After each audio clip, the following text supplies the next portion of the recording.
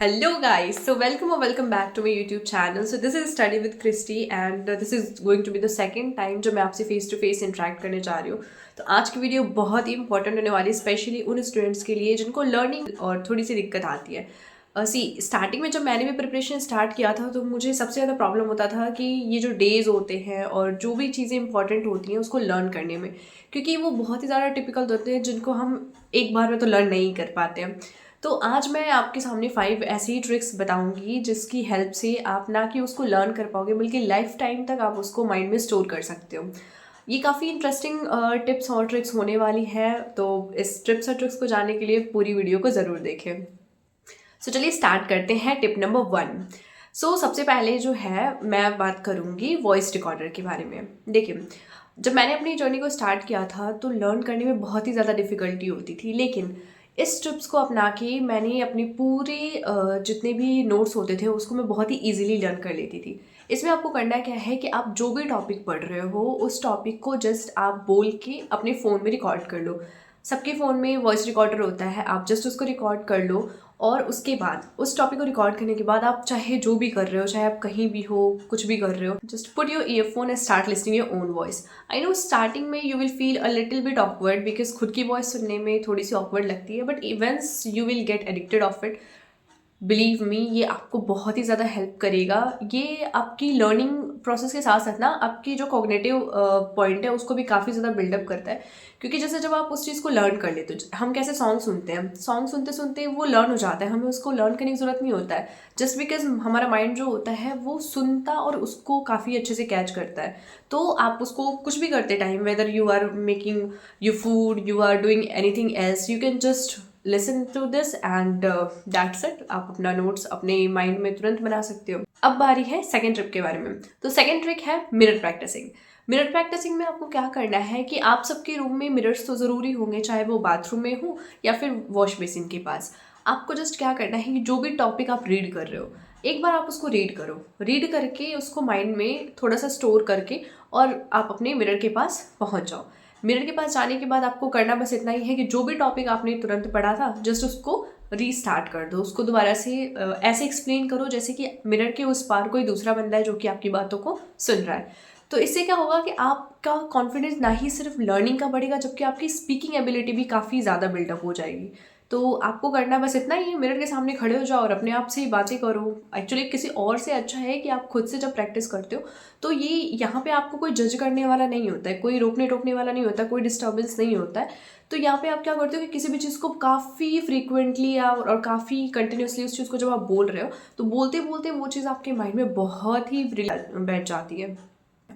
Trick number 3, mind map. Okay, so mind map के बारे में तो आप सभी जानते होंगे. आजकल की जनरेशन में कोई भी थ्योरेटिकल बहुत ही लंबा नोट्स बनाने को नहीं चाहता है, तो वो क्या करते हैं कि हम एक माइंड मैप क्रिएट करते हैं.